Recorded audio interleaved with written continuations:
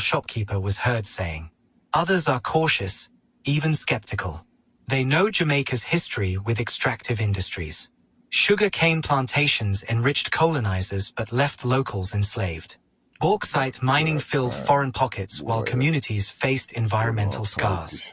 Banana exports fed European tables but left small farmers struggling. Many residents are asking a tough but fair question.